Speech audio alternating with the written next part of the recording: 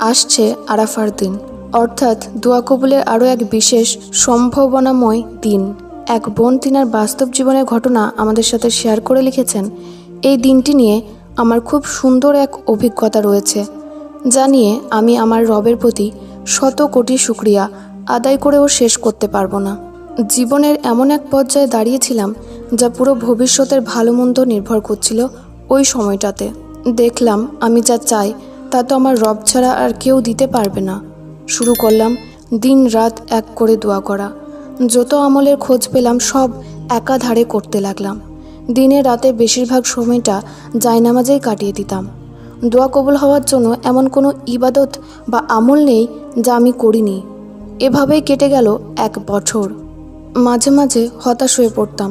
ইবাদতে চলে আসতো ঢিলামি, আমল ছুটে যেত, দোয়া করা কমে যেত।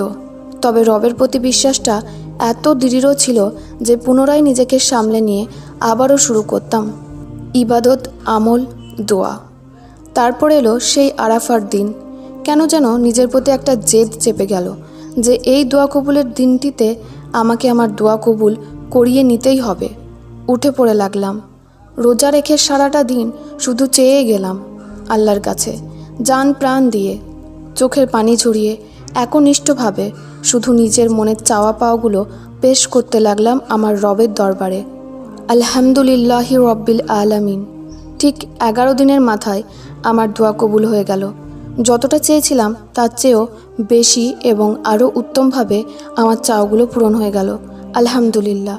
যে জিনিসটা আমি চেয়েছি এবং পেয়েছি তা এতটাই উত্তমভাবে আমার রব আমাকে দান করেছেন যে আমার পুরো জীবনটাই বদলে গিয়েছে। আমার রব কত মহান, তার দয়া, তার রহমত অক্ষরে অক্ষরে আমার জীবনে প্রতিফলিত হয়েছে। আলহামদুলিল্লাহ।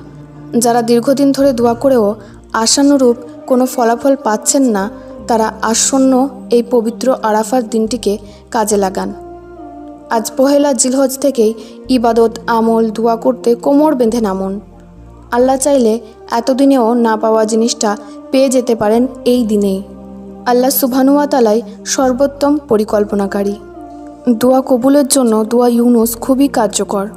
রাসূলুল্লাহ সাল্লাল্লাহু আলাইহি ওয়াসাল্লাম বলেন, জুন্নুন অর্থাৎ ইউনুস আলাইহিস সালামের সেই দোয়া, লা ইলাহা ইল্লা আনতা সুবহানাকা ইন্নী কুনতু মিনাজ জালিমিন। অর্থ, হে আল্লাহ, আপনি ছাড়া কোনো উপাস্য নেই, আপনি মহিমাহিত, নিশ্চয়ই আমি জালিমদের অন্তর্ভুক্ত, যা তিনি মাছের পেটে থাকাকালে করেছিলেন। এর দ্বারা কোনো মুসলিম ব্যক্তি যদি দোয়া করে তবে আল্লাহ অবশ্যই তার ডাকে সাড়া দিবেন। ইমাম তিরমিজি আস-সুন্নাহ 3505 হাদিসটি সহি। প্রথমে একটু ক্লিয়ার করে নেওয়া যাক। অনেকে ভাবতে পারেন এটি দোয়া কিভাবে হলো, এই বাক্যটি দিয়ে তো কিছু চাওয়া হচ্ছে না, এটি তো জিকির। জেনে রাখবেন, হাদিসে বর্ণিত বিভিন্ন জিকিরও এক ধরনের দোয়া, যদিও সেগুলোতে কোনো কিছু না চাওয়া হয়।